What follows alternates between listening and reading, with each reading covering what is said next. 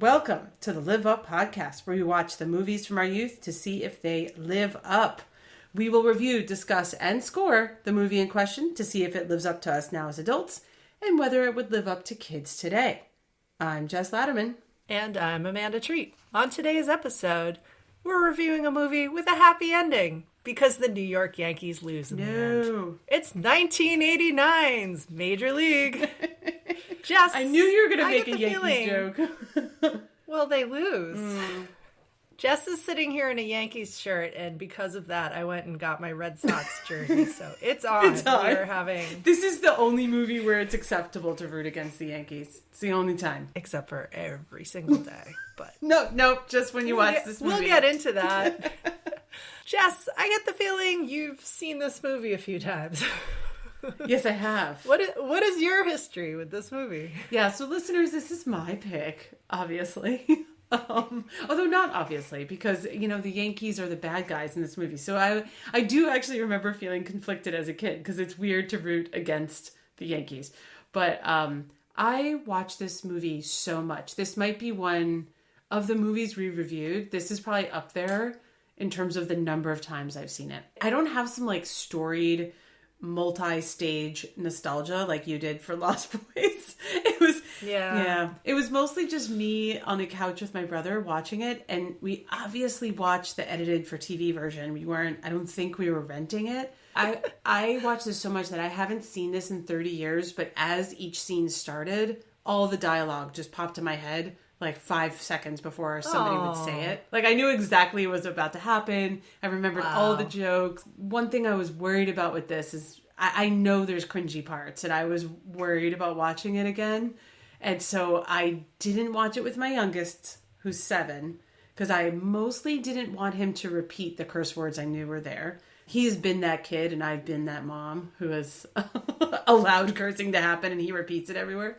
And Lily watched it with me for a little bit, but she was tired. And then Elena, who had never seen it before, watched it with me, which is always fun. You say that with some trepidation, and I just want to ask, knowing that she's had some employment that may bring awareness to depictions of Native Americans, did she have any thoughts on this movie?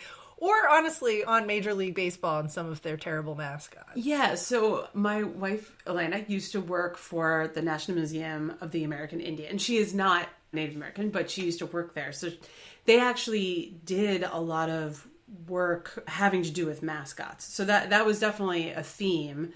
And for Cleveland, I mean, I don't want to then now mansplain my wife's job or what Native Americans as a whole feel about various mascots. I mean, there are more egregious ones than Cleveland Indians, but I mean, Elena like audibly cringed when it came on. And for anyone who is not the biggest Major League Baseball fan in the world, which acceptable, you're still into movies, we like you. They are now the Cleveland Guardians. We're recording this in 2024. Yeah. We've only had the Cleveland Guardians with us for 2 years now. Yeah. That's kind of ridiculous. The old Cleveland mascot, it is ridiculous. It kind of looked like the 1957 Peter Pan interpretation of Native Americans, essentially. And Elena did notice that, I don't know if you noticed, the opening shots of the movie, they showed the Guardians on the bridge. On the bridge, yeah. Which I never would have caught, but she pointed it out. The Guardians are in there, but we're many decades away from them becoming the baseball team in Cleveland. Yeah. Oh, my God. So, good job, Cleveland. You got there. It took until 2022, but we really like your new team. We like your new team, except when they play the Yankees. And then we root against them. Well, because the Yankees are just the bad guys. Yeah. If we learned anything from this movie. No. The Yankees suck. But this movie was definitely, just getting back to my history with this, I mean, we watched a lot of baseball movies because I think they were made a lot in the 90s. This, The Natural, Field of Dreams, Bull Durham, these were all in rotation, but we definitely watched this one the most. Okay. And I have this sinking feeling, I was saying before we started recording, that I'm going to spend this whole podcast defending this movie from Amanda, who might not have had a long history with this movie. I don't, and we know that can swing a person's opinion one way or the other if they don't have the nostalgia. Unlike Jess, I have seen this movie, but I couldn't tell you how many times. And the only thing I could remember as I put this on was Charlie Sheen taking the field to Wild Thing with those huge Buddy Holly glasses. That was my only memory of this film. You didn't watch TV, right? As much? No, not really. Yeah. In the 80s and 90s. And not on like the TBS loop the way you did. In fact, it popped into my head, was this on after Troop Beverly Hills? Because this is basically Troop Beverly Hills, but make it baseball. I mean, it kind of is. Same plot. Yeah. Yeah, we have the ragtag team that nobody expects anything of. This woman who's being a tyrant for no apparent reason, and it's all being ridiculous. And I saw a lot of crossover between those two movies, which I was like, even all the players are arriving in their weird cars. Yes. Scene was right out of Troop Beverly Hills, except these movies came out the same year around the exact same time. So they're not stealing off each other. Yes. So I noted both that. 1989. So this movie is all full of montages, and I noticed when they're doing the player introductions. All the stuff Jess loves. Yeah. It is all the stuff I love. This is right up your alley. They didn't have a cleaning montage, but they had a arriving in weird vehicles montage. They did, but I thought it was a great way to introduce the characters. And if you don't remember, it's like the start of spring training, and they're watching all of these has-beens and never-will-be's show up to camp. And it's a great scene, and it did remind me of Troop Beverly Hills. I was like, oh, this is really similar. I was wondering if they had similar directors or something. Because they're both really fun movies, right, Amanda? They are. Yeah. It's not the same screenwriter, not the same director, but 80s minds thinking alike is what we'll call this. In my rewatch of this, though, this is now in my head as why I think every player in Major League Baseball is about 50 years old. Because all of the actors and all the players on this team are about 50 years old. And they are all old looking. Even to this day, because you and I are not 50 years old, but when I watch a baseball game, I'm like, oh yeah, those guys are so much older than I am. And no, they're not at this point. It's the mustaches. There is a lot of mustaches. I just assume they look like they're 50. Yeah. Yeah. Particularly the Yankees players. They all look like Hopper from Stranger Things. Why do they all look 50? But they all look like pedophile versions of Hopper from Stranger Things. There's some weird mustachy things going on. They're all like... A lot of facial They're hair. guys you don't want to run into at a truck stop. That's... No. Yeah, if they were like driving the Large Marge, you'd be... Gotta bring Large Marge into the chat. Like, holy shit. One night, the Yankees bus was driving. Whoa, dude. Pull over. I'm getting out. Oh, yeah. So I don't have the history of Major League, but I pretty much have the dialogue memorized. Yeah, we've got one person who's an expert and one person who's a rookie. So but how many baseball puns are we going to make? A lot. We're going to make right off the bat. Oh, that was good. Hey, keep them coming. All right, back to the podcast. Batter up. So, Jess, since you're the expert, would you like to share with everyone a plot summary of Major League? I will. And I like being a Major League expert. I like that title. So Major League is it's a classic sports underdog story with a full palette of antiheroes. The plot, as we've already noted, progresses as a series of pitch perfect. See what I did there?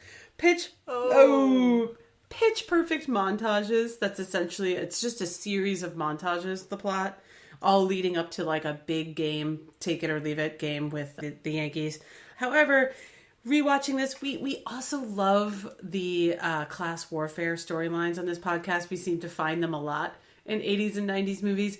And I feel like this movie is another class warfare movie, except make it baseball. It's essentially the Yankees are the big bad, quote unquote, man that you're reeling against. They're like the sheriff of Nottingham, I guess, but less murdery. No, I was gonna go like salary cap reasons. Like, yes, they are. Yeah, but you have like the ragtag, kind of players, and then you have the Yankees. The money is no object Yankees, essentially. So you do have a little bit of that class warfare, and there's a little bit of like working class Cleveland that's all throughout the movie too. And the movie starts with this panorama of Cleveland, and it's cloudy. 1989. It's cloudy. It's smoggy because those factories are kicking a bunch of smoke into the air. But it's almost like a Koyani Squatsky. I just said the name of that movie wrong. Hold on.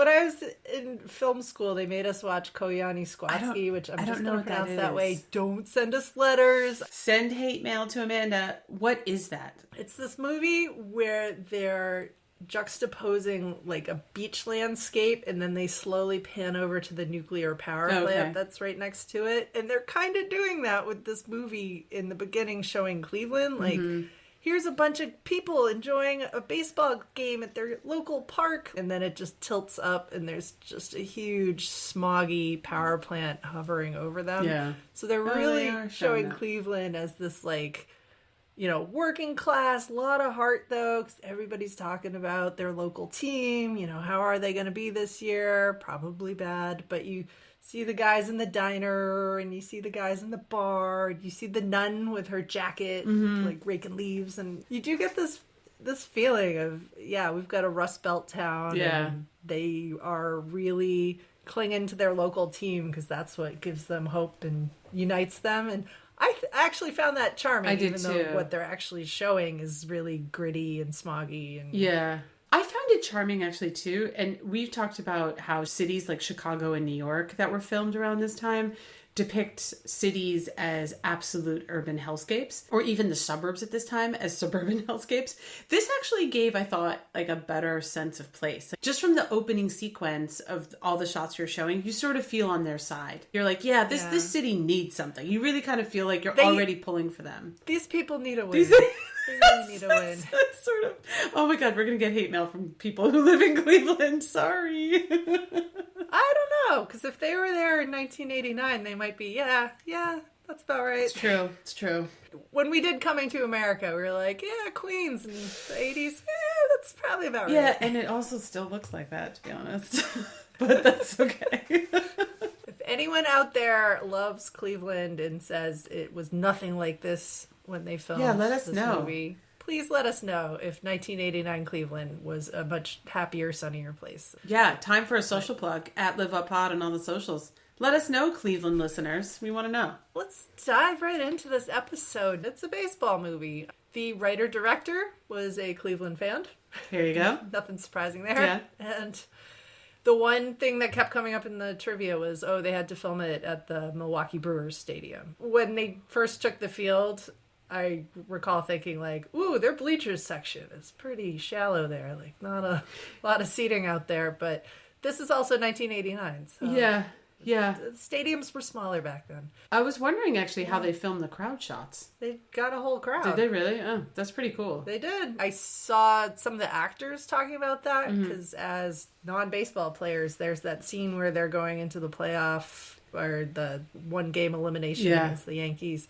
And they take the fields, and the crowd goes wild. And the actors all say, like, whoa, you felt that. Oh, really? That's cool. Thousands of people cheering for you. That's fun. You really feel that.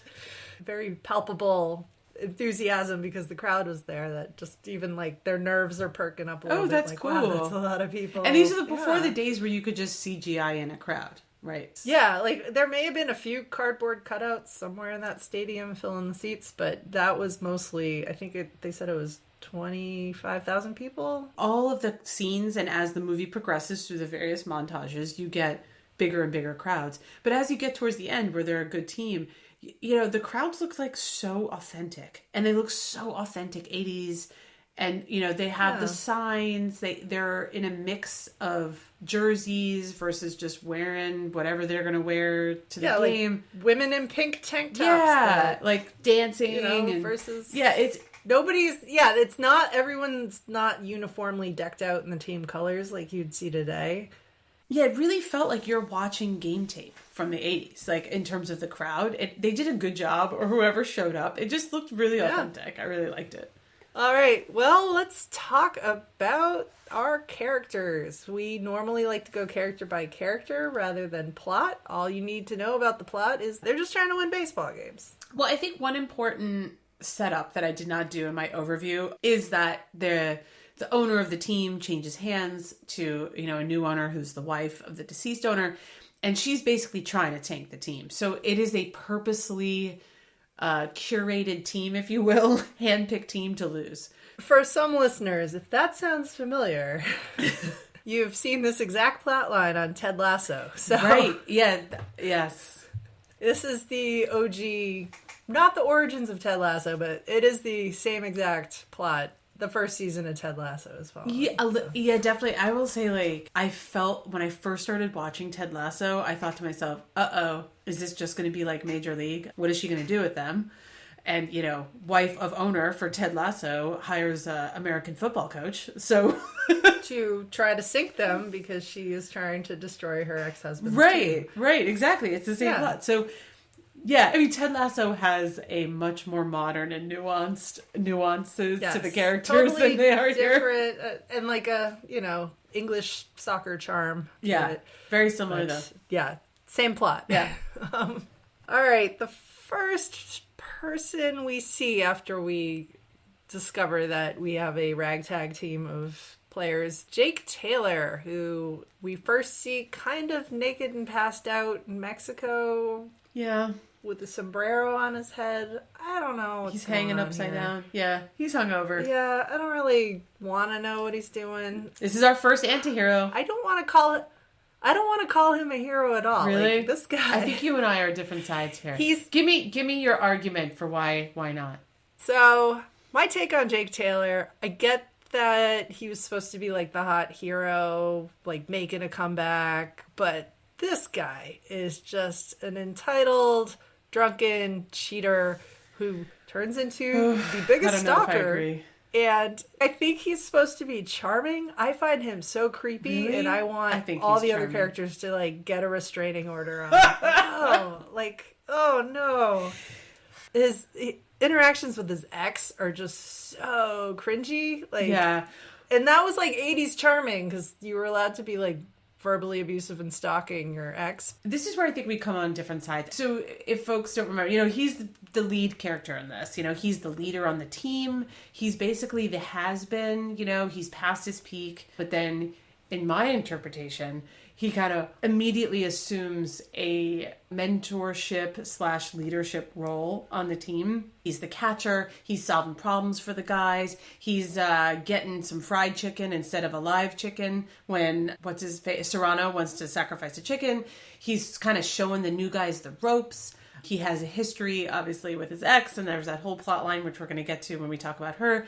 To me, when I watched this over and over again as a kid, he seemed like an ideal team leader, a team elder. I also played catcher because I'm a lesbian on a softball team, obviously. So I kind of feel like I looked up to him as a kid, and I felt like he emulated all these traits that I would want to emulate outside of the stalker part. But I acknowledge the fact that he seemed to have keys to every apartment in Cleveland, and then that's weird. He doesn't seem to have any keys. Or no keys. He's just going right in. Yeah, he's just walking right in. Even Elena was like, does nobody lock their doors in Cleveland? I don't think they'd had like a serial killer come through the way some other major cities had, and people were just leaving their doors unlocked. Yeah. No, I will give you, he does seem like a good, experienced teammate. He is taking the rookies under his wing. And from a teammate point of view, like, he's a really good bro, good leader for the young guys, etc. But, like, his personal growth from man-child to man-child with his ex-girlfriend came back to him. That's not growth. Like, he's just the worst adult. I don't know. And it's, you know, one thing that's weird is that he keeps trying to convince his ex that he's changed. And he's like, that was years ago. I'm trying to put my life back together. But in the timeline in the movie, it was only, you know, they mention this a lot. It was only 3 years ago. So I'm just sort of like, I don't know, man. I don't know if you could just set aside your man-childness in 3 years. It feels like you're talking about it like it's like a lifetime ago, but it's really not that long ago. Yeah, and how is he proving that he's changed? The one thing she asks him is, have you read Moby Dick? And he runs out and gets like a children's Cliff's Notes of it and then tells her that he's read Moby Dick. Like, that's, some would say that's sufficient, but like, that's not actually doing the thing she asked you to do. And yeah. I don't know. He doesn't demonstrate any growth from a maturity, like, in a relationship, sort of. But I do think he demonstrates good. If you take all the personal stuff out with women, he demonstrates to me good leadership qualities on a team. They should have just cut the whole, like, he wants his ex back plot line and then give him something else. But, like, he's a shitty boyfriend or a shitty ex-boyfriend, and That part was just, it overwhelmed me with like cringe. I know. Like, it occurred to me, so Lily, who's 12, watched this with me for a little bit, and I was thinking to myself, okay, if she's going to watch this, I'm going to have to be like, a man should not treat you like this. Conversation. Yeah. But I guess to me, the movie is so baseball focused, it's so team focused, that even now, a modern adult viewing of it, I could forgive some of that stuff, because I do think he's not an asshole on the team. He kind of, even when, when the Charlie Sheen character is like a wild pitcher at first and hits a player, Jake is right in there being like, no, don't charge the mound. Yeah, breaking up the fight. He's breaking up the fight. When the Charlie Sheen character sleeps with Dorn's wife, the Jake character is trying to take care of it to make sure that Dorn doesn't kick the shit out of anybody. So I guess I still felt like it resonated with me, his leadership qualities. I liked it. Yeah. Sorry. So our takeaway here Sit here in my is Yankee shirt. Professional athletes can be fantastic leaders on the field and shitty husbands and shitty boyfriends. Yeah. I mean, fair point. Well, it's a baseball movie. It's true. And they actually, I did read, they shot a wedding scene that they were going to tack on to the end with them too much. and Rene Russo there. And then after they shot it, they were like, oh, actually, this will take the focus off of baseball and make it into more of a, like, Right, a rom-com. love story. So let's not do that. And thank God they did not do that, because I'd like to think she still bailed on him after the final scene. Like, she came to her senses. Like, wait, I'm going to marry the you're banker. the same exact guy. No. I know. Run, lady, run. Get out of there. Fair point. All right. So that's my rant on Jake Taylor. Another character, and the one that stuck with me after all these years, we have Ricky Vaughn, played by Charlie Sheen. Yep. And the opening shot of him is him taking the call in prison. I love that. Like, oh, hey, you want to come to try out for us during preseason? And him saying, it might be a little while. I know, he's looking around at your surroundings. In my notebook, I was like, and Charlie Sheen starring as Charlie Sheen. It's so true. I did read, though, Charlie Sheen actually was a baseball pitcher. Was he really? He got a scholarship to the University of Kansas for his pitching. Okay. And then also read, very typical Charlie Sheen fashion, he was trying to get his fastball up for this movie, so he took steroids. It's not surprising. But that is him actually pitching, and he, I guess, pitched up to 88 miles per hour when he was on steroids for this film. That's a good pitch. That's a professional level speed. I mean, that's pretty good. Yeah. He perhaps is a true wild thing on and off the field. Definitely wilder and wilder as he ages. Yeah. Although we haven't heard much from him lately. We haven't. Hope he's doing well. Yeah. And this is his second appearance on the podcast. It is his second appearance. He showed up in Ferris Bueller's Day Off as random guy in the police station. I would like to think that's the same character. Yes. Who eventually got booked for whatever he did there. Went to jail. Now and learned to play baseball, and now he's playing for the Cleveland Indians. It's a great but epilogue. Secretly, he's calling Jeannie at night and saying how he did. She's somewhere in the stands watching the game. Yeah, she's cheering for him. She drove in from Chicago. Yeah. That's amazing. It's actually fun to see young Charlie Sheen before, like, the busted cocaine Charlie Sheen. Actually. Yeah. He's still, I think, a relatable character, total fish out of water. He is the bad boy. You know, he has the funny haircut with, like, the weird shaving. And, you know, his plot is that he's, like, completely wild, and then they get him glasses, and then he could actually pitch really well. And he looks like a nerd, and he's under control. I feel like Charlie Sheen, he must be canceled by now. I don't know. But he was kind of big in the 90s, and I think here I actually found him really endearing in this movie. Because he's the bad boy, but then towards the end of the movie, he basically sleeps with Dorn's wife, who's another player on the team. She sort of manipulates the whole situation. He sleeps with her, realizes who she is, and then he's sort of she's taking revenge on her husband. Absolutely, exactly, specifically. But Charlie Sheen then all of a sudden turns into this, like, sorry puppy and is, like, really upset about it. And it was sort of endearing and sweet in a way. Like, he feels really bad, and he also doesn't want Dorn to kick the shit out of him. I found that to be, like, weirdly sweet. His bad boy persona is all physical, but the way he's acting in this movie, he's almost playing the straight man. Yeah, he kind of is. He's not telling jokes. He's just, like, landing his pitches and then landing a bunch of reactions to other weird things that are going on around him. Yeah. So, yeah, his wildness is entirely like the haircut, the earring, the weird vest thing he's wearing to a fancy restaurant. Like his leather vest with a tie. It's great. But he's just sitting there with such a straight face. Yeah. And so, yeah, I think he plays this character really well because it's the serious athlete who doesn't look at all like a serious athlete. And it's cool. It is cool. And I do think, and again, I didn't watch this fully with my kids, but I do think he'd be relatable to kids because he's sort of the youngest player. So, you know, he's truly the rookie. And, you know, he sort of self-corrects as he goes. I mean, this is not a deep character, nor is this a deep movie. No. But I do think there's something relatable about that. Like, there's a scene where, you know, as we talked about, Jake, he sees his ex from across the restaurant. And she's on a date with her new boyfriend. And Charlie Sheen's like, oh, you want me to drag him out of here and kick the shit out of him? And then he self-corrects. The camera lingers on him. He's like, no, I'm not going to do that. Like, it's just sort of funny. You could almost see him maturing before your eyes. But it's also funny that his first reaction is, I'm going to kick the shit out of this stranger. Well, you know, he just got out of jail. He just got out of jail. He's still, you know. My one memory of this movie from whenever the last time I saw it, and even watching it now, the moment I was like, yeah, this feels like a baseball game, is the moment they let him out of the bullpen as a relief pitcher and they play Wild Thing and the crowd goes crazy. And you just kind of get because it's such a long walk. It's a good scene. I thought that was still a great scene. I felt like I was watching a really high stakes baseball game. Like, oh, they're bringing the relief guy out. Right, yes. The rookie relief guy who's nervous. Yeah.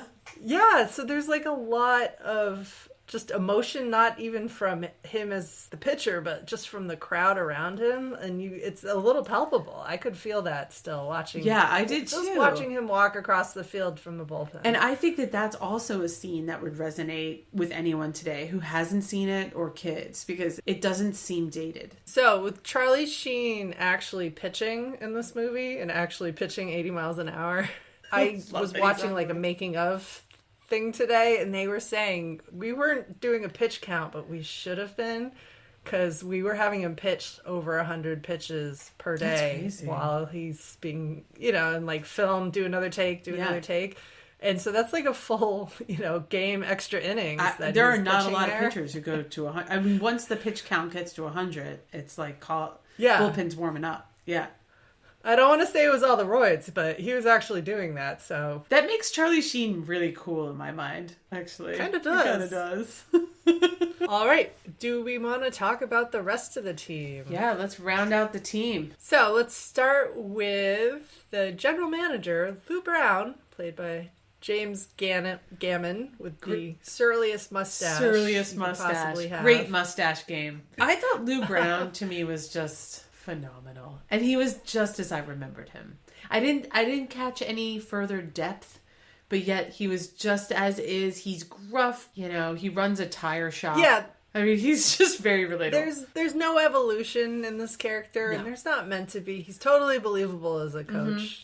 He does pee on a contract. That part was actually not out of character, but it seemed like too much effort for his personality. I remember thinking that was funny as a kid. You'd get called into HR for doing shit like that now, but at the time, I thought he was kind of classic. They clearly don't have HR. He has a good I don't give a shit, you know, and then when he finds out about the whole scheme to make the team really bad, this is kind of cringy, but to motivate the team, he has that cardboard cutout of the... It's a cardboard cutout of the boss who used to be a Playboy model. Right. They've explained. And then every time they win, they peel a piece of her dress off. So that's kind of cringe. But I guess you know, he was trying to motivate his players. Again, I'm forgiving the cringe for like some of his leadership skills.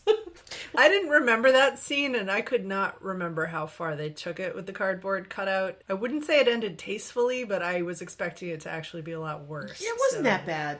I'm not saying this was a good move.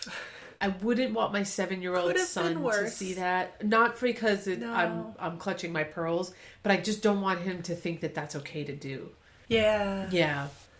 Then I don't even know what order they all show up in the film, but I've written them down from memory. So you got Wesley Snipes showing up as Willie Mae Hayes in the weirdest car I've ever seen. The best car. I don't know if they were trying to portray him as being rich or no, but it's or like weird. a Volvo. Like the car didn't really, or it's like a. It was like a bug. Oh yeah, it was like a bug, it? but with the hood. The hood of the car was like from a Rolls Royce. So I remember thinking that was funny as a kid, and I thought it was still funny, still landed. Alana thought it was funny. He's just trying really hard to fit in, essentially. Like, he's trying to be a baller, and he's so funny at it. He was my favorite character as a kid. Still my favorite character. He's so hilarious in this. And if folks don't remember, his basic plot line is that he's pretty shit at baseball, except that he could run really fast and steals a lot of bases. I forgot he was in this completely, and I forgot Wesley Snipes, the actor, could actually be funny, because I'm so used to him being like Blade. That's or like true. all these action He's movies. so funny in this. Yeah, no, I'm used to him screaming profanity and threatening to kill people in a very not funny way. So to see him goofing around and like hitting all those pop-ups into the net and just being like a bad athlete. After I thought about it, I was like, oh, he's funny in White Men Can't Jump, but he's also very physical in that movie and is good at basketball, whereas he's terrible. Yeah, terrible. And the coach has him doing 20 push-ups every time he does a pop-up. It's in all the montages. Time. But he has great lines. Like, I love his line, oh, we should have gotten a live chicken, when Serrano's at bat and he's like, has 2 strikes on him. And he's great comic relief, and I think he still lands. Yeah, they give him all the one-liners to close the scenes. They do. And so he comes across as way funnier than anyone else in this movie, I thought. I was reading that he is actually terrible at baseball and had never played before, so there's no shots of him throwing anything. Oh, okay. I didn't even notice that. On purpose. And then if you look at all the scenes of him running, he does look faster than everyone else because the way he like elongates his legs. Yeah. But he's actually not fast at all. So they shot every single scene of him running in slow motion. And they're all put into montages. So you feel like, oh, it's so epic. Right. Montage and slow-mo. And no, it's just Wesley Snipes is slow. That's hilarious. But he looks fast. He does. Yeah, but they make it like where you kind of, it's a wink that he is really bad at baseball. Like, even when he's taking a lead off the bag, he just looks ridiculous. He does not look like an athlete. Yeah, no, it's goofy, and like then they get him with the whole like, "Oh, your shoe's untied" thing. Right. You know, I love that part. And of course, it's the Yankees who do that. Of course, it's the Yankees because the Yankees suck. They're only bad in this guys. movie. It's the only time that I root against them. I'm sitting here in my Red Sox jersey cheering against the Yankees. Bring it on. All right, so another teammate is Roger Dorn, played by Corbin Burnson, who I guess was a soap opera actor, but I really don't Oh, that's right. know soap operas at all. He's a rich dude who cheats on his wife and just seems douchey. Total douchebag. Yeah, he is just, he's sort of part of the class warfare. He's kind of like clearly a rich player and like has an investment banker. He doesn't need to be on the team, so he's not trying that hard. And he's a fun person to kind of hate, but he's sort of vanilla hate. He blurs together with a lot of 80s rich bad guys. Oh, totally. All right, Roger Dorn, I don't know. Don't have a whole lot more to say about him. Let's talk about Pedro Serrano. Yeah. Who's played by Dennis Haysbert, because you're in good hands with Jobu. I saw that you put that Remember in the those notes, Allstate ads? and I was like, oh my God, he's the Allstate guy. I mean, I watch this movie essentially once a week for my childhood, and then I never recognized the Allstate guy as Jobu. It's so funny. He was unrecognizable in this movie, and I remember, beyond the Allstate commercials, which he does seem very prim and proper, but he played the president on 24. Oh, that's right. I do remember that. The TV show with Kiefer Sutherland. Yeah. So, I have this very prestigious image of him in my head, and he comes into this movie with a Cuban accent, and he's smoking cigars and drinking rum and, being the big tough guy, standing in a jockstrap, getting his ass spanked by the boss lady. A little objectification. He's so unrecognizable in this. Oh, he was definitely a character that stood out to me as a kid. I loved him. As an adult, I kind of thought he was not his fault, the actor, but it was like, oh, we're going to just have this vaguely ethnic guy following this vaguely ethnic religion. There's something slightly cringe about it, but I still really kind of liked him. I thought he was fun. He's holding up the snakes to his locker so he doesn't get cut from the teams. He's good texture for the team. They're trying to make him look completely batshit crazy for being into voodoo Santeria. You know, he has a whole shrine in his locker. If folks don't remember, Jobu is the god that he, I guess, worships. And it's sort of part of the montage. I think Dennis Haysbert gave this character as much dignity as it could possibly have. Yeah. But, like, the way it's written, it's the same way that the Indians mascot is a little dated, a lot dated. Slightly cringe, yeah. Yeah. One thing I did find, it's a funny juxtaposition. We're not making fun of anyone's religion here, but there is Ed Harris, played by Chelsea Ross. Oh no, this is funny. Super Christian character, but there's that whole scene where he's trying to do a Christian prayer, and the voodoo, I was going to say process, whatever ritual he's going through, he's lighting something on fire and sets the fire alarm, that's right, yeah. like water sprinklers off all over the locker room, and just having the two of them kind of competing for who we're praying to in the middle of, like, all right, we're about to go out to our first game, and, like, are we doing voodoo? Are we praying to the Christian God? And just that one line where he starts the prayer and then the smoke alarm goes off and you just hear the Christian guy go, "Oh, Jesus Christ," like yelling. Yeah. What I liked about his character, the Eddie Harris character, is that it's kind of a light touch. You're not making fun of religion, and you're not being too serious about it either. Like, he's not, they don't paint him as being, like, super bigoted either. You know, he basically comes around really quickly to Jobu and his whole thing. And well, because he drinks the rum when he shouldn't, and then immediately gets, like, knocked over the head with a bat. Serves him right. Oops. And then it's a very quick, like, even in all the montages, Jobu is on the pitching mound with him in practice. Like, he basically just totally reverses and becomes accepting. And I actually think in a modern remake, they would probably go a little too far and a little too melodramatic with it.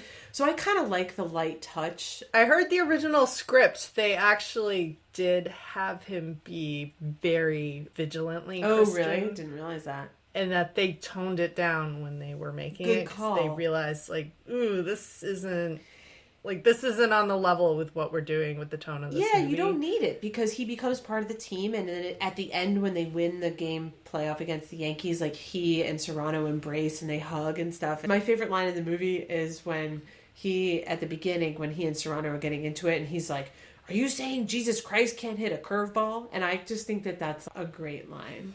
It's a very, like, visual kind of snapback, too. Like, I immediately am picturing Jesus Christ with the baseball bat. Right? And taking a swing. It's in his robes or something. I think we're supposed to assume he could hit one, but also, I guess if he could walk on water, he could probably hit never played before, but, you know, given who he is. Yeah, but then Serrano evolves, too, because at the end, you know, he has, like, the game-tying home run, and he's basically like, "Fuck you, Jobu, I do this myself." Which I loved that line as a kid, too, because it's also a character totally taking agency for himself. And so there's something relatable. Put the superstition down, get the job done. Rely on yourself. I found that to still land. So, fun thing I did read about that final shot there, scene in the movie, Dennis Haysbert did hit a home run. Oh, really? With all those people in the stadium, the crowd went wild, and he was so excited he forgot to put the bat down. Oh, that's why he ran over. That's so funny. He ran the bases with the bat because he forgot to put it down because he was so excited. He actually hit it out of the park. That's funny. Oh, that's hilarious. That's amazing. I would love to see the B-roll footage of that. I know, like, just all the outtakes, because I'm sure they, you know, he hit one and, line drive, or hit one, foul ball. Right. Like, whatever those outtakes were, and, like, suddenly hits one out of the park. That's awesome. And was so excited for himself. I love that. That's great. Actually, so let's talk about the team setup in this movie, because that stood out to me, the spring training especially. I don't know if it was like that in the 80s, but it just struck me like that's absolutely not how they do spring training. Right, it almost anymore. looked like a military barrack that they have. It looked like, Elena was noted picturing that too. all these, like, Vietnam movies where, like, you go into combat training and they're in these bunk beds and like the generals are screaming at you and like, no, it's like the bunk beds from Full Metal Jacket. It is. What are they doing? It is. It's totally like a Vietnam War movie, but I think that it sort of adds to the whole class warfare and they're like a poor team, you know? So other things with baseball. So I know that for Teen Wolf, our episode on Teen Wolf, you had a whole diatribe on basketball. The actors were terrible at basketball in Teen Wolf. Listeners, it's worth it, even if you haven't seen Teen Wolf, to listen to Amanda's like complete diatribe on basketball and in the movie Teen All Wolf. I'm saying is I want the footage of them that got cut, released, and made into a 30 for 30, the making of Teen Wolf. Because that was the worst basketball that we've ever seen. It was awful. And that was the good basketball. I know. So there's hours and hours of footage of even worse basketball. I endorse this request. I am dying to see that. I am too. Yeah. Because we know Hollywood listens to this podcast. Let's make this happen, people. Make it happen. Make it happen. Okay, so with that in mind, I will say I think the baseball, though, in this movie, it's somewhat realistic. It's not terrible. That was my take. Yes. I do not play the way Jess had many years experience playing baseball and softball, but just from years of watching, you can tell that Charlie Sheen actually does know how to pitch, which we discussed. But Eddie Harris does not. That you could tell. He throws like someone who doesn't even know what baseball is. But that's okay. That's something you can, if you're noticing the filmmaking, like they will do a full body shot of Charlie Sheen because his windup and his pitch are actually correct. Yeah. Whereas some of the other players who can't throw or can't pitch or can't anything, they'll go really tight. But I do think they mostly get baseball right. And I actually really like when Jake at the end, so he pretends to call his shot in the big game and he's pointing to the... Well, yeah. And leading up to that is the lengthiest sign I've ever seen. I love that. They touch every single part of their body for like 3 minutes, including and their then passes to the next guy who touches everything for like 5 minutes and then passes to the next guy. All this for him to point, calling his shot. Yeah. And then he bunts. Like that was funny to me. But see, I thought that was funny to me. That's where I think it's a good baseball movie because one, you're referencing Babe Ruth with the calling the shot, and two, the bunt play is something that would be insane to do in that situation. So you know that it's surprising from a baseball standpoint. The unrealistic part of that bunt is that Jake is an aging guy, catcher with bad knees, so there's no way he's beating the throw to first. Not known to be fast. But I like it. Yeah, that part seems silly. It seems silly, but I like it. And it's the way I liked when Derek Jeter would bunt. When you do the surprising little baseball things. I know I had to throw a Yankees love in there. She's throwing a Jeter in there. Gotta throw it We're in not there. going deep on the You can't hate Yankees on in this Jeter. movie. Can't All do look it. like Stranger Things. Hopper. But I think that they got baseball. No, I'll give this movie that. But I also think it captured like what makes baseball a little special. So I've watched less and less baseball over the years. The dramatics of the one-on-one between pitcher and batter, I think they captured really well here. So it feels like an authentic baseball movie to me. Yes. All right. Lynn Wells, played by Renee Russo. Yeah. Her first movie Coming back ever. from characters. Yes. Is this her first movie, Yes. did you say? Her first Get movie outta ever. here. Yeah. She's excellent in this. I think you and I might come down on different sides for her character, but I'm curious what your take. And just to remind folks, we've referenced this for Jake. She is the ex-girlfriend of Jake. So essentially the female lead, although the love plot does take a back seat to the baseball. As it should, because there shouldn't be a love plot, but all right. All right, give me your cynical view of her. Well, my view of her is she is an awesome woman who has been dating this shitty ball player, broke up with him 3 years ago, has moved on, made something of her life, and he comes stalking back into her life, and like, she should be running. I mean, she's trying to be running. She gives him a fake phone number, and then he shows up at her workplace, and they get in a fight there, and then he follows her home from work, and then he breaks into her apartment. He breaks into her fiance's apartment. But he just first. sort of seems to walk right fucking in. I mean, I don't. He's like, Nobody locks their doors. That's the problem. All right. You know what? Cleveland didn't have any serial killers and no one was locking their doors. But now you have friggin' Jake, the baseball player, breaking into everyone's house. So start locking your doors, Cleveland. This guy's just going to be in your place. No, she's great. I think Renee Russo does an awesome job with this character. This character should not be worn down by relentless stalking ex-boyfriend. Her character is a lot of fun. She is spunky. She holds her ground. Her license plate of her car says Reed. Oh, that's so funny. And it's adorable. She's the hot librarian, She is a hot but librarian, like she's not 100%. She's not like the meek librarian. She is like, I will punch you in the face librarian. Yeah, absolutely. Shh, like, shut up. People, we're in a library. Yeah. I think in the hands of another actress, it would have been a different kind of impression. But I do think she does well with the material she's given. When he creepily follows her, shows up at her workplace, which is a library, they're having it out. They're having a quiet yelling argument in the library. That's right. But then she escalates it to an actual yelling argument. What she actually yells for everyone to hear is, bullshit! I of course have a better body than she had. And that is the line that basically like reverberates through the library. And I think she's... And everyone stands up and looks at her like, ooh. Right, and the whole thing is because Jake slept with someone because some girls bet $50 she had a better body than Renee Russo, and then that's when Renee Russo gets incensed. Come on. That guy doesn't get a second chance. That guy's a moron for even trying that line on her. That's ridiculous. But her retort that she yells at him, because not only does she yell at him to say, fuck you, that's bullshit, but you know what? I do have a smoking hot body, so big middle finger to you. I mean, that's sort of the impression I got even as a kid. She finally shows up at the final game against the Yankees and like, yay, Cleveland wins, and yay, moment of triumph. And he looks up in the crowd and she's suddenly there and she holds up that she's got her engagement ring off and oh, she's available for the taking. But I feel like that wasn't earned because that's a good point.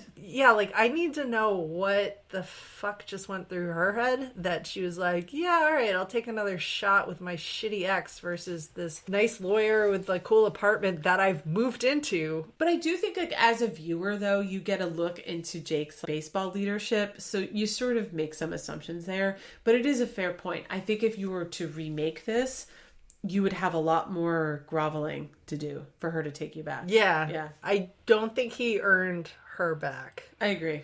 That's our take on Renee. I will say she indirectly gets the entire baseball team reading these children's cliff notes of different famous novels. Good for her. She's forcing people to read the classics. I like that.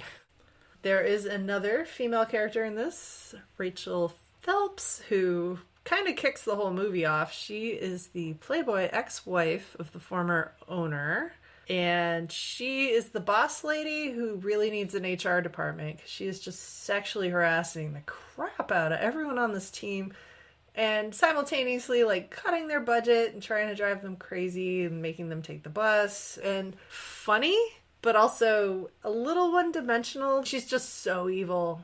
And the original script actually had the redemption for her where she reveals at the end that actually the team was going bankrupt, that she was playing this foil to all of them to motivate them to win so that they could get money to keep the team alive. That would have not landed with me. Well, no, and like the test audiences were like, no, we like it better when we get to hate her. She's a fun villain to hate. She's not so villainy that it's like awful. And I know we referenced this, but I really felt like I thought of her. Her face was in my head the moment I started watching Ted Lasso.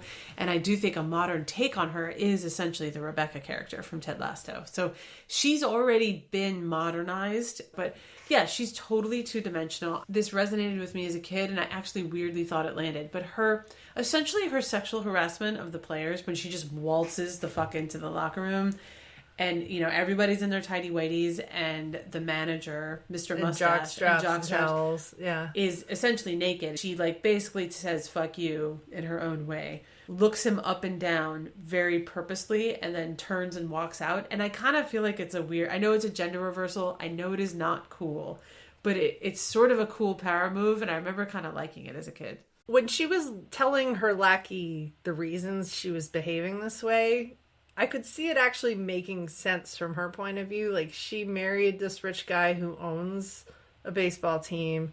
She's inherited the baseball team, but she does not want to own the baseball team, and she does not want to be living in Cleveland. And if she can just basically get rid of this baseball team, that Miami, who did not have a team at the time, I know, offered to buy the team, move them there. There are no Marlins at the time.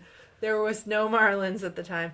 And that she can basically pull a LeBron James and take her talents to South Beach, where she would be more happy. That's so good, pulling a LeBron James. And the thing that I was unclear about is once her plan is blown, because she's working with this whole clause that they have to get a certain percentage of people into the stadium. Yeah. For Cleveland to keep the team, and if she can get the average below that, then she's allowed to move the team to Miami and take all this money and go live her LeBron James life down there.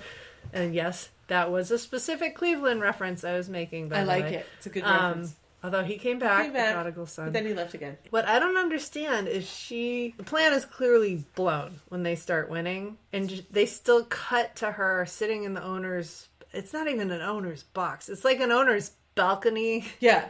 She's on like a fire escape, basically, instead of an owner's with box. Like a little umbrella drink. But she's just sitting there angrily with a successful baseball team. Give it up, lady. Like, your plot was you had to hit this average. You clearly aren't going to go that direction. So, like... Yeah, she's given no redemption. I mean, she's two-dimensional and they left her that way. But this movie is packed with so many different characters. I just don't even think you had room for a nuanced villain. There's one character we haven't touched on who just is such a side character, but also is my favorite thing about this whole movie. This is a great thing. Harry Doyle just is there doing the play-by-play commentary. He's insulting the color guy. Like, it's hilarious because he's drinking. They're letting him ad lib. He's natural, and he actually used to be the broadcaster for the Brewers. Oh, really? And he used to be a baseball player. So, and he's an actor on top of that. He just is naturally saying all these like snarky, sarcastic, but sounds like a broadcaster would say it kind of things, and he nails it. He's so I love good it. at this. It's one of those like small things that I think I love about this movie, because you have all these little montages. He's a part of all the montages. He's sort of rolling his eyes when they're bad, but he's still kind of drinking and rolling his eyes as they're getting better. He's so funny. I love how much alcohol is just perpetually all over his desk. He's so loaded. There's just like beer and whiskey all over the place. But his lines are great. Just a bit outside. I mean, if that's not the only line you know from this movie. And that was it. That was entirely him. That was not in the really? Because they were just like letting him say and things. This is just, if folks don't remember, but this is probably one of the more famous, well-known lines from this movie. But the Charlie Sheen character, who's the Wild Thing, is throwing these crazy pitches the first time he's pitching. And yeah, he's not called Wild Thing because he looks wild. He's Wild Thing because he's blind and he's throwing such wild pitches. He's like gonna kill somebody. Right, he's throwing pitches that are like 8 feet off the plate, and then you hear the announcer going just a bit outside. And I think that's still a reference that people our age will say about anything. Yeah. No, it's super snarky. Super snarky. Completely missed. Yeah, you missed, but you kind of didn't miss. Like you missed by a mile. He's like the old guys in the balcony of the Muppet Show. Yeah, that's kind of what he's like up there. Yeah, absolutely. Just throwing some comments down on the whole movie. It's great. It's great. And he's like so funny. Pouring his whiskey in a styrofoam cup. It's very funny. All right. Question off the top of your head. And I don't have the actual answer for this because I didn't. Trivia without an answer. I love it. Do you think this movie or Rocky IV has more sports montages? Yeah. I mean, because there's a lot of, I would say 50% of this movie is a montage. Yeah. I mean, I feel like the entire plot build is montage in this movie. So I'm going to say this movie, we go from like baseball introductions, bad baseball, spring training, better baseball, all the people around town montages, and then the lead in when they get really good. It's a lot. This movie has to have one of the highest per capita montage. It does. No cleaning dialogue. montage. Sorry, for listeners who don't know, Amanda loves cleaning montages. I'm dinging it a point for no cleaning montages. You got your arrival in weird cars. I did, montage, which is weirdly thing. made its second appearance in this podcast. Yeah. Yes. Yes, it has. As we were randomly doing montages and randomly sweeping around Cleveland, there is the first appearance ever of Neil Flynn. Do you know this actor? Yeah, the guy from Malcolm in the Middle. The janitor from Scrubs. And he was the dad on Mean Girls. Oh, that's right. The dad in Mean Girls. Recently popped up in a Girls 5 Eva episode. Elena was saying that. The super Christian dad. This was his first ever role, and he's credited as like longshoreman. Right. You see him talking to his like coworkers, you know, like, oh, they're gonna suck this year, and then you see him at the bar like, I'm worried about them. And yeah, I mean, this is where I think there's really fun touches in this movie. This is like, I guess, in the category of good things about this movie.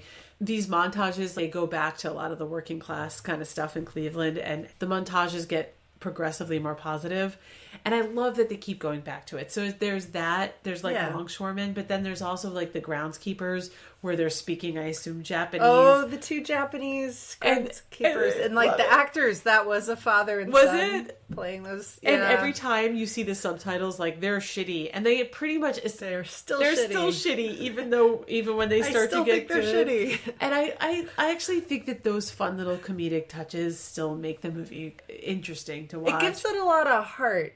All right. Anything out there that we want to highlight that's awesome about this movie that we haven't already raised? What's great about it for me? I mean, this movie is not deep. It doesn't have a newfound depth.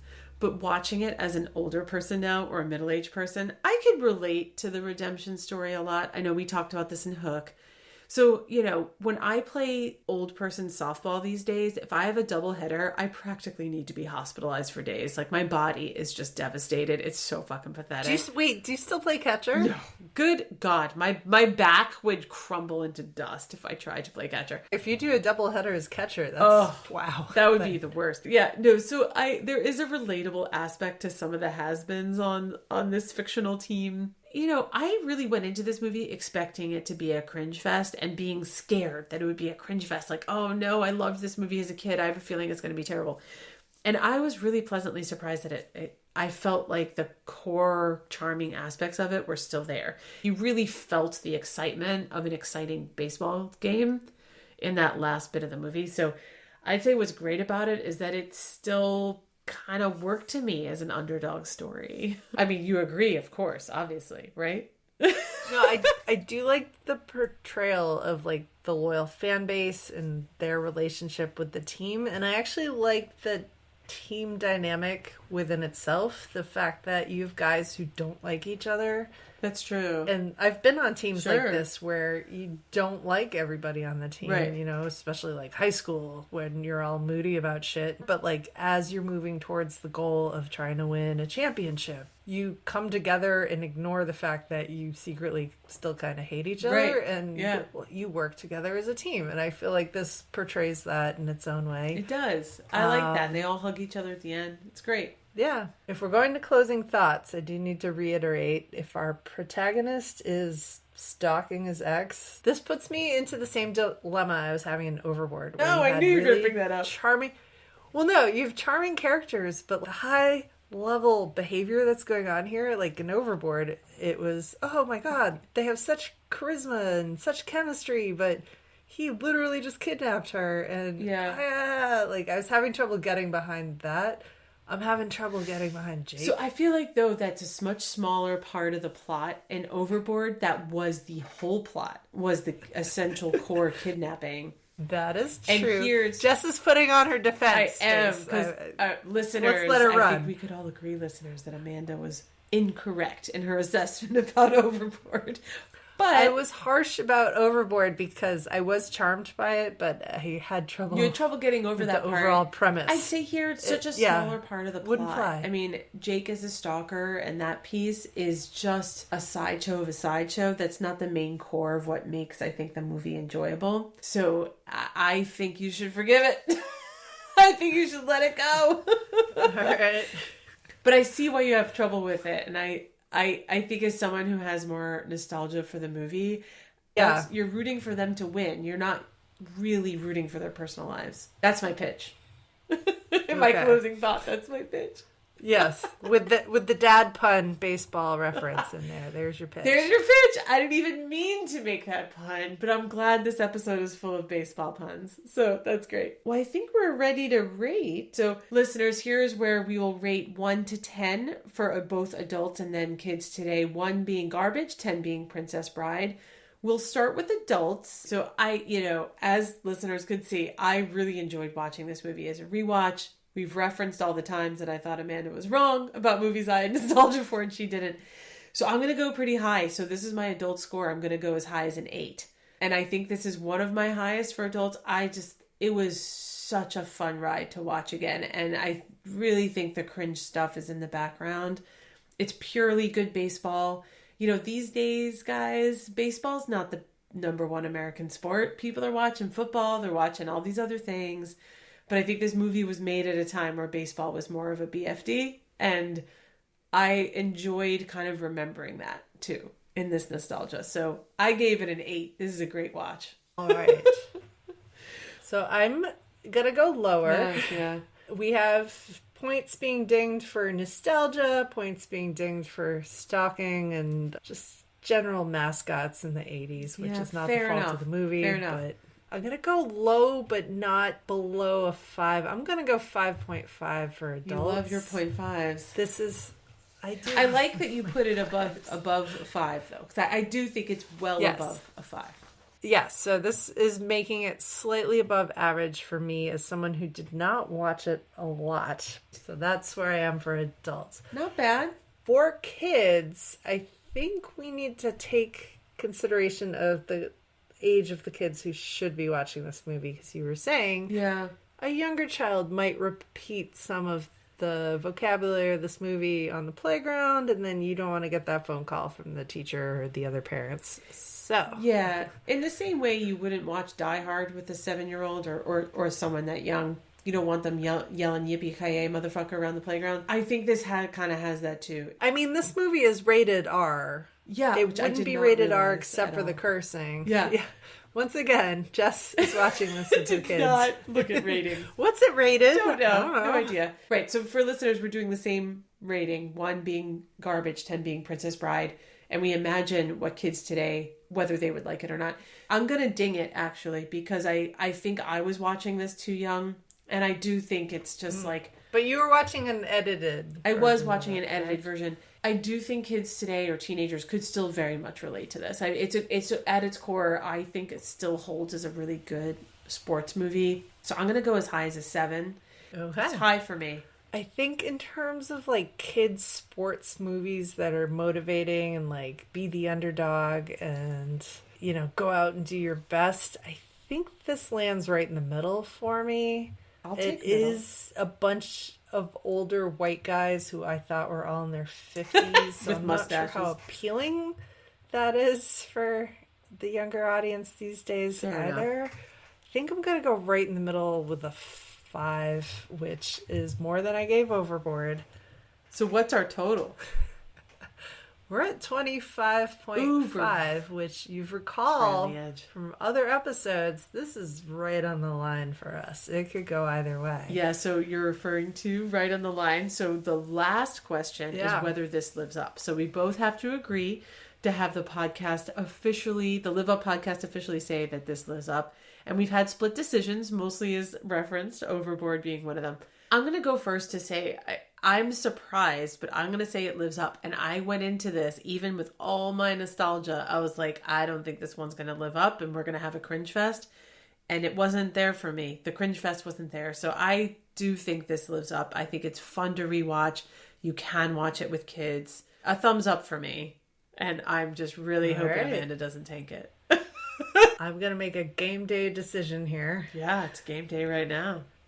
I guess my pitch to you would be, she's still pitching. I'm still pitching. Pitching.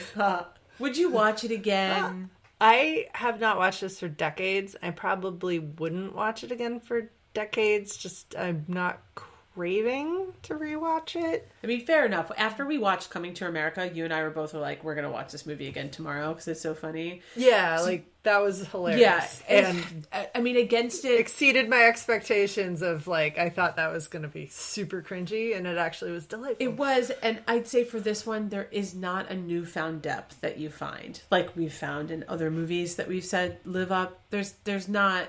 all of a sudden there's a subplot of being a woman in a man's world like we saw in Silence of the Lambs or something like that. That's not here. It's just more exactly as you remember it. Yeah. Since I don't remember it very much at all. That's too bad. I'm drawing this out. Suspense for Jess.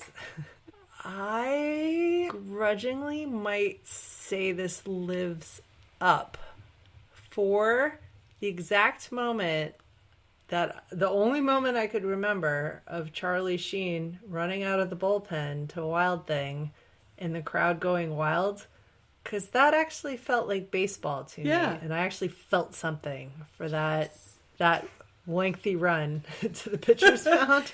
Amazing that Charlie Sheen saved the day here. This is not the top one. A League of Their Own probably is, but like natural. It is better than a lot of the baseball movies that came out at the time. Yeah, Sandlot. So it's a yes from Amanda. I'm begrudgingly giving this a yes. Well, I'm excited. This is the yes that maybe Overboard also should have if I could just get over the kidnapping and that. Well, in our previous episode, I gave The Lost Boys a begrudging yes. So, I mean, whether you're just paying me back for that. The begrudging yes has become a thing. That's okay. Twist my arm, it's a yes. Twisted your arm, so this means that Major League, you have officially lived up, according to the Live Up podcast, which, as we know, is the only authority. Really? I'm just saying this lives up because the Yankees. Oh! Makes everybody happy. That hurts. That's where it is. Oh, man. That's a good way to end. But listeners, you may disagree. You shouldn't, but you may disagree. So hit us up on the socials at LiveUpPod. Send hate mail hate mail to Amanda about Cleveland if you want. At LiveUpPod on all the socials. Hate mail to Jess about the Yankees. Yeah. Although, don't do that. Come on, guys. You know the Red Sox are just as bad. Or at liveuppod at Gmail. You can get in touch with us there. So this lives up. Yes. We'll do more baseball movies this summer. So thanks for listening. The Boys of Summer and Gals of Summer are going to be happening. Well, thank you for listening.